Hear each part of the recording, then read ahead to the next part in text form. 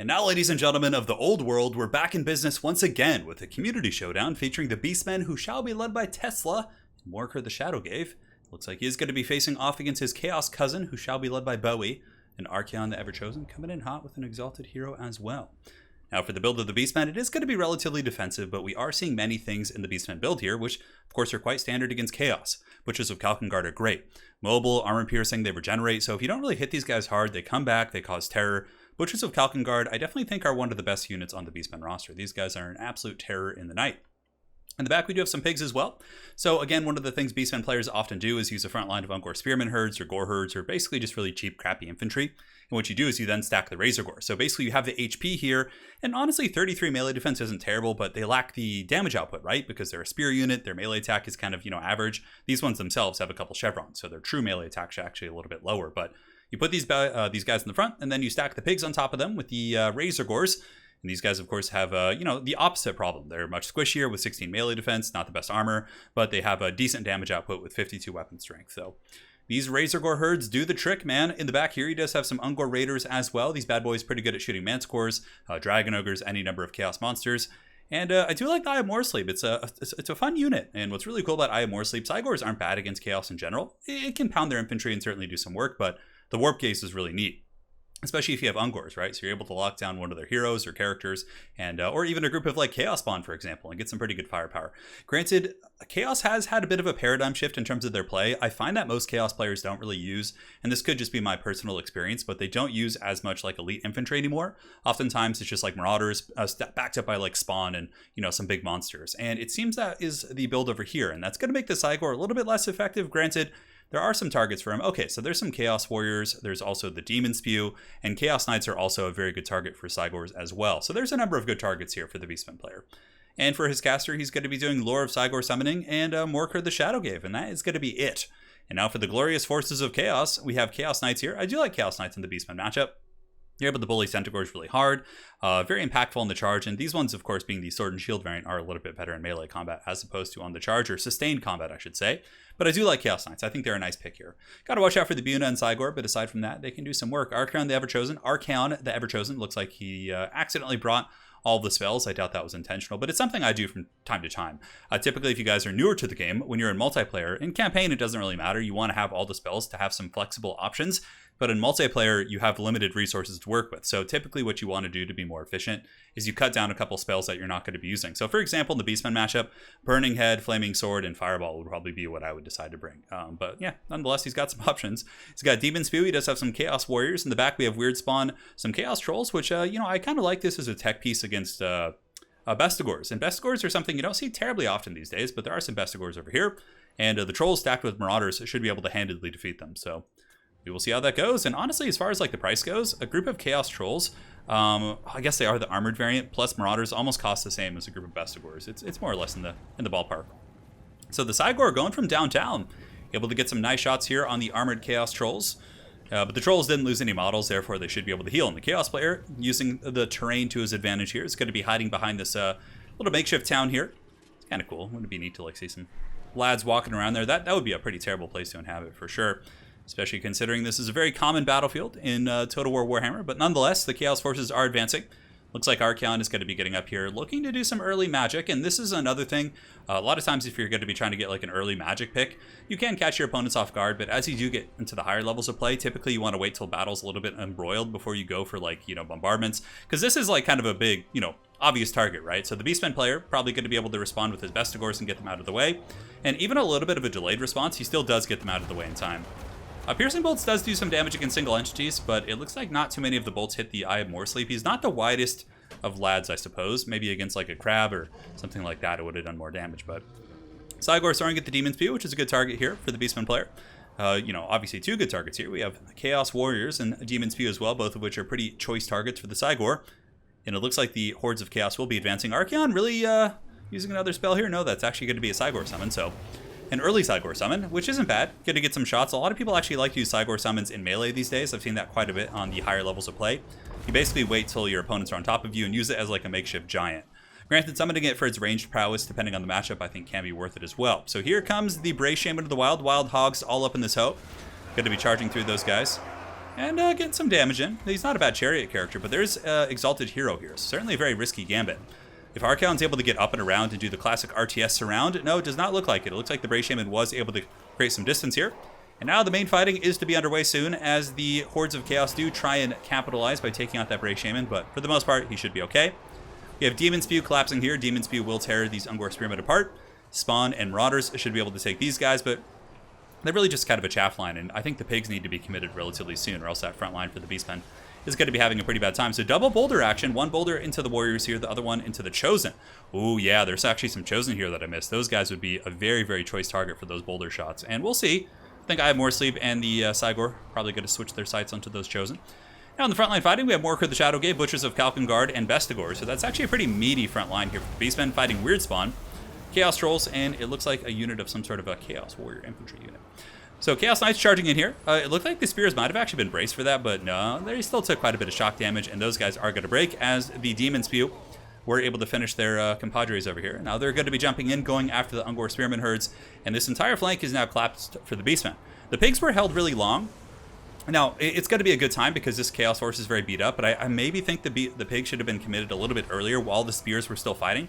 I understand the idea of like letting your opponent get worn down and kind of trying to drag them through the mud a little bit, but yeah, the delayed pig engagement, I don't know if I agree with it 100%, but again, we'll see how it works out. So Razorgors, and you see here, Razorgors are very squishy, right? So when they have to fight Chaos Knights, they're going to take a lot of damage. However, if they were fighting with Spears as well, it would have provided a little bit of a backbone, including some mass for both units. But here in the middle, looks like it's going very well for the Beastmen because the Raiders have been able to shoot the entire time. So the Armored Trolls are getting peppered, Archaon's kind of mucked up in spawn, the Eye of Morsleep's been able to get in there and drop some bows here onto the Exalted Hero. So the Beastmen doing pretty well in the center pocket on the far side. Warriors eventually will get through the Ungor Spearman herds, but you can see what I'm saying, right? For the cost, Ungor Spearman herd really do an excellent job. So those bad boys holding quite well. But Chaos, like I said, able to collapse these guys. Chaos Knights certainly could run rampant. For example, the Chaos player could chase down these archers, which I think would be the appropriate play. Although going in and trying to shatter the Bestigors before they really become impactful again isn't a bad idea either. But I think methodically shutting down all the archers here will take a massive amount of pressure off this Chaos army. You know, which does have a fair amount of spawn, or I guess not anymore. It looks like most of the spawn are gone. So from here, it's probably going to be the Chaos Infantry, which potentially carry. Archaon fighting the second spawn summon from Morker the Shadowgate, it looks like. That is going to be probably the last summon that the Beastmen get. Maybe they have a Cygor summon. I didn't notice if he had used the second one in that duration, but I don't think so. And here the Exalted Hero is going to be just getting pimp clawed here, basically by these spawn units. And he's at 1600 HP, 34 melee defense against 36 melee attack. Poison, of course, still a variable as well. The spawn are almost on their way out, so it didn't seem like the spawn did too much damage here. Maybe should have used it on some of the infantry here. But there's the second Cygor summon we were talking about. So the Warriors of Chaos here are going to be getting some boulders in the face. Certainly not going to be the happiest about the situation. Archaon Never Chosen, though, certainly a raid boss. A very powerful combat character. A great magician. Or sorcerer, as Chaos would probably say. And yeah, he's doing some work here. Butchers of Kalkengard are, of course, weak to fire damage. And Archaon with the Flaming Sword of Ruin can be fire damage. Baseline, he does do magic, but here comes the fire damage. Also hitting the Exalted Hero, very nice. And now you can see the Butchers of Kalkengard here are getting worked down here by the Ever-Chosen and the Exalted Hero. So, you know, it looked like it was a pretty dominant game for the Beastmen here, but you have to remember that the Cygors are temporary. This Cygor is a massive factor in the bounce of power, and when it does disappear, as well as those spawn, which I believe just went, it's going to make a pretty big difference in the balance. So Chaos Knights charging once again. Vestigors are pretty good on the charge. They do have a charge bonus of 35, one of the higher charge bonus infantry units in conjunction with Forsaken. So they can take some damage off Chaos Knights on the charge. We have some pigs coming back, and the fact that these raiders haven't been chased down is going to be a huge problem for the Beastmen. Not for the Beastmen, for the Warriors of Chaos this game. Chaos Knights definitely should have gotten back here in the earlier game when they had some freedom. And here Archaon actually comes in with a little bit of a steel chair, able to get a massive charge there on that Brave Shaman, doing some really solid damage. And now he's just going to be embroiled in conflict with all these guys. And it looks like there's a bit of a mass rout here for the Beastmen. It's turning into a real scrap here, guys. The Eye of Morsleep, of course, is still alive. Very, very functional. Should be able to beat those Chaos Knights, no problem. And the Exalted Hero looks to land there. Oh, really nice play there by the Beastmen. He gets at a Warp Gaze right as that Exalted Hero is about to land amongst these archers. And now the archers are going to turn. Might be able to get a volley off before. Yeah, it looks like they're going to rip a couple shots. Might be able to break that Exalted Hero, but the Chaos Trolls come in and make these guys pay the Troll Toll for sure. So if you want to take out the Exalted Hero, you got to pay the Troll Toll, man. And the Troll Toll is being paid here on the ground. These guys, of course, very, very wavering in the presence of the mighty Ungor Raiders. But Chaos has a little bit of a scary pocket here. And Archaon's he's soloing more or less the rest of this force here. Looks like he does have one weird spawn here. So the weird spawn probably going to die in the pig charge here. 9 HP, and the mighty Razor Gores are able to take out the weird spawn, it looks like. Yes, they are. There it goes. Down falls the mighty spawn of Chaos. Now Archaon's going to be fighting the piggies. I mean, he will probably be able to win this, but it's not going to be for free. Those pigs do have good AP values. Not the best melee attack against his 60 melee defense, but all it takes is a couple to connect with that high weapon strength. And will, of course, wear down the Lord of the End Times. Looks like a Vile Tide going down. Does kind of miss the Chaos Warriors there on the approach. Exalted Hero and company going after these archers in the back. Certainly a very good play to clean up the scraps of this Beastmen force.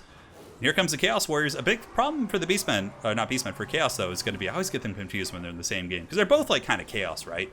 But the Eye of Morsleep is going to be really tough to kill. Granted, Archaon might be able to solo it, but he's getting so low. And I think that's going to be, a big factor here as this game does progress.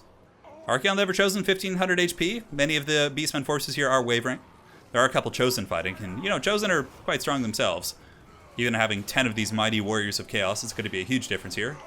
Providing Archaon a little bit of buffering as they do wear down some of these units, but it looks like the Chariot Charge coming in from the Bray Shaman of the Wild is potentially going to be enough to butter the bread of these units here. And the Chosen, yeah, they're gone. They're down for the count. So Beastmen are ahead on the bounce power. Eye of Morsleep, I think, is a big factor. A lot of the things here that are left for Chaos are very susceptible to being terror routed. Eye of Morsleep, of course, does cause terror. I have no idea where Morker went. Morker must have actually been gooned out in one of the earlier battles, but I'm sure you guys caught it. There's so much going on. It's a little bit tricky to keep track all the time. But Archaon, the Ever-Chosen, trying to get away from the pigs. You can tell he's trying to, like, Tokyo drift up and around here and then take out that Bray Shaman, which is good. It's a leadership character for the Beastmen. It provides an encouragement aura, but I don't know if he's going to have the choice. Granted, the Exalted Hero could also trigger a terror route. He does cause terror on the Manticore, whereas Archaon does not. You'd think Archaon, the Lord of the End Times, right? With a title like that, you'd think he would cause terror, but he does not. So the Bray Shaman here of the Wild, certainly not feeling terribly wild now, as he is going to be running off the battlefield. 19 HP, negative 31. Exalted Hero definitely needs to juke a little bit, but it looks like he's going to be fine anyways. Coming in, and the Ungor Raiders here should be buttered for sure. But that damn Cygor is still here, guys. That thing is not going to be easy. The Beastmen will most certainly lose these Ungors and probably these archers here as well. Something to do if your archers are being attacked like this, you can put them in guard mode and still give them a shooting order, and they'll still try and rip some shots. So for the Beastmen player, probably giving them a guard mode and then having them shoot Archaon into the situation wouldn't be a bad idea. But Archaon to the boys, able to get some damage in. The Raiders are shooting now. A little bit of a mistake pulling the Exalted Hero off those spears, in my opinion, but not a game-ending one per se. And this bounce of power is creeping back towards the middle. What a scrap between these two players. Here we have a Bray Shaman. Oh, some Chaos Warriors and Trolls. That is big. You have to remember, too, the Chaos Trolls are healing.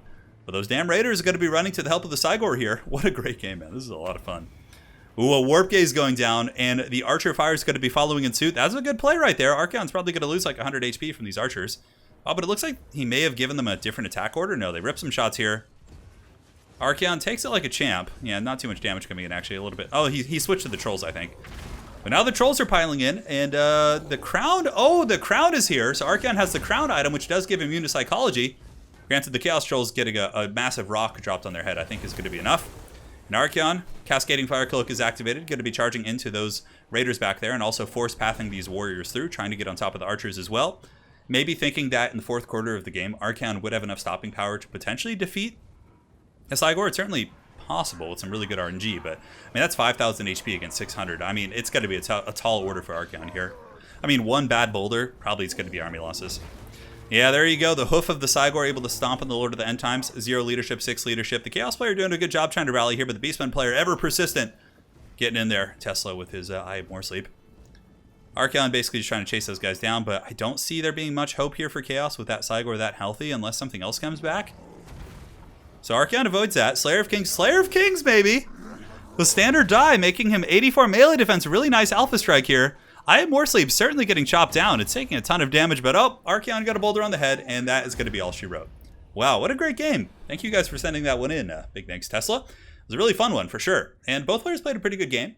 A couple things. I think Bowie needed to be more focused on dealing with the backline threats with archers. He had the mobility. He could have done it for sure.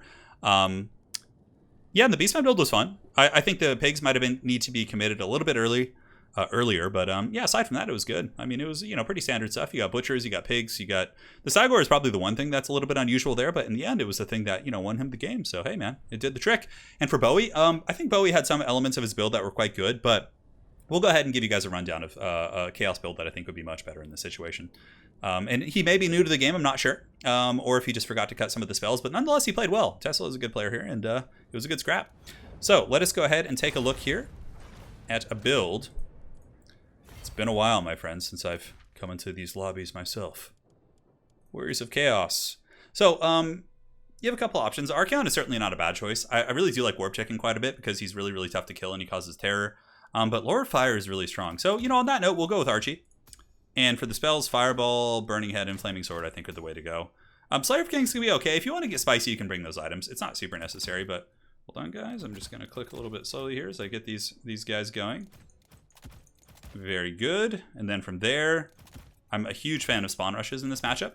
The Beastmen may match you spawn for spawn, but for the most part, it should be okay for you. And then what you want to do to deal with Cygors, to deal with Minotaurs, to deal with all those threats is bring a bunch of the Marauder Horsemen. Like bringing like a quad set of Marauder Horsemen is so valuable here.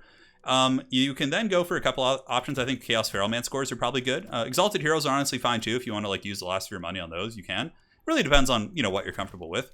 Get a couple Hounds as well. And yeah, honestly, we could get another Chaos Marauder. I feel like it'd be nice to have some sort of mobility. But like you have plenty of anti-large with the 2 Manticores plus the, well, they don't have true anti-large, but you get the picture. Beastmen, large units aren't typically super armored, so I do kind of like the idea of having like a 1 wild Forsaken pick. So, I mean, we can cut 1, 3 is enough. And then you can mix in like a Forsaken unit. Mirror Guard can be okay as like a center anchor piece. Beastmen are pretty good at mulching infantry down though. But yeah, the double Chaos Feral Man score is really good at gooning out characters. Archaon's going to be quite good at that as well. You should do actually quite well in the front line with these spawn units. And now we just need to find a way to spend the last of this money here. Single Chariot is something to think about. Honestly, what you could do if you want is you could just get the Exalted Heroes instead. And just slap these bad boys in Manscores, got these abilities here. And you can see we can get the Exalted Heroes instead. And yeah, they're not going to rampage. You'll be able to kind of protect them a little bit better. Mark of Corn is quite good. I would definitely recommend getting that. It does give them Frenzy. Also gives them just better, like over 500 weapon strength. It's a pretty worthwhile buff. And from here, you basically just spend the remaining 132 on like the Chaos Marauders and things like that. Anyways, guys, hopefully you enjoyed this game. It was certainly a very fun one to watch and cast. Thank you guys again for sending that one in. And until next time, you guys stay safe, and I'll see you on the other side.